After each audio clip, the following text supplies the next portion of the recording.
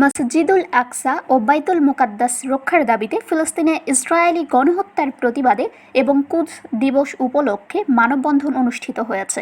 শুক্রবার জুমার নামাজের পর নগরীর সাহেববাজার জিরো পয়েন্টে ইমামিয়া জনকল্যাণ ফাউন্ডেশনের আয়োজনে এই মানববন্ধন অনুষ্ঠিত হয়। মানববন্ধনে বক্তারা বলেন, ইরানের ওপর ইহুদিবাদী আমেরিকা ও ইসরায়েলের আগ্রাসন এবং বর্বরোচিত নেক্কারজনক হামলার তীব্র নিন্দা ও প্রতিবাদ জানায়। তারা বলেন, এই হামলায় বিশ্বের প্রভাবশালী ধর্মীয় নেতা ইরানের আয়াতুল্লাহ আলী খামেনিকে হত্যার ঘটনা আন্তর্জাতিক আইনের পরিপন্থী এবং জাতিসংঘ সনদের অবমাননা, যা একটি জঘন্য অপরাধ। শক্তিধর রাষ্ট্র হিসেবে আমেরিকা ও ইসরায়েল অন্য একটি দেশের সার্বভৌমত্ব লঙ্ঘন করে এভাবে হামলা চালাতে পারে না। এটি শুধু একটি দেশের ওপর আক্রমণ নয়, বরং বিশ্ব শান্তির ওপরও আঘাত। বক্তারা আরও বলেন, আমেরিকা ও ইসরায়েলের আগ্রাসনে নিরীহ শিশুদের ওপর বোমা হামলা এবং খামেনির হত্যাকাণ্ডে বাংলাদেশের মুসলিম তাওহীদি জনতা সহ কোটি মানুষের হৃদয়ে গভীর শোক ও ক্ষোভের সৃষ্টি হয়েছে। এই কুদস দিবসে বিশ্বের সব মুসলিম রাষ্ট্রকে ইরানের পাশে দাঁড়ানোর আহ্বান জানান তারা।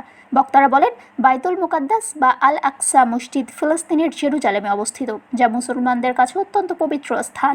বর্তমানে এটি ইসরায়েলের দখলে রয়েছে। মুসলিম জাতি হিসেবে এটি আমাদের জন্য লজ্জার।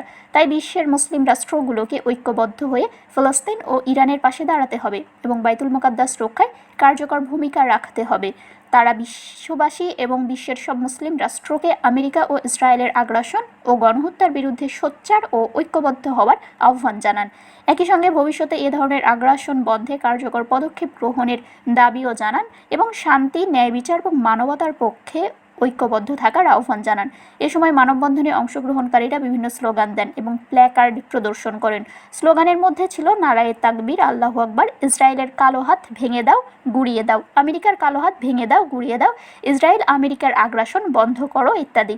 মানববন্ধন শেষে সারা বিশ্বের মুসলিম উম্মার শান্তি কামনায় দোয়া ও মোনাজাত করা হয়। মানববন্ধনে উপস্থিত ছিলেন ইমামিয়া জনকল্যাণ ফাউন্ডেশনের উপদেষ্টা মোহাম্মদ আলী আকবর, উপদেষ্টা মোহাম্মদ নাদিম রেজা, সাধারণ সম্পাদক সাদিকুল ইসলাম, মোহাম্মদ আমিন, মাদ্রাসার শিক্ষক মাজেদুল ইসলাম সহ অন্যান্য শিক্ষকবৃন্দ। পতাকা তলে ঐক্যবদ্ধ থেকে আমেরিকা, ইসরায়েল এবং ইহুদি, খ্রিস্টান এবং মুনাফিকদের দাঁত ভাঙা জবাব দিয়ে বলতে চাই, যারা ইসলামের মাঝে বিভেদ সৃষ্টি করার চেষ্টা করছে তারা যেন তাদের উচিত শিক্ষা পায়। শারমিন শিমু, বরেন্দ্র টেলিভিশন।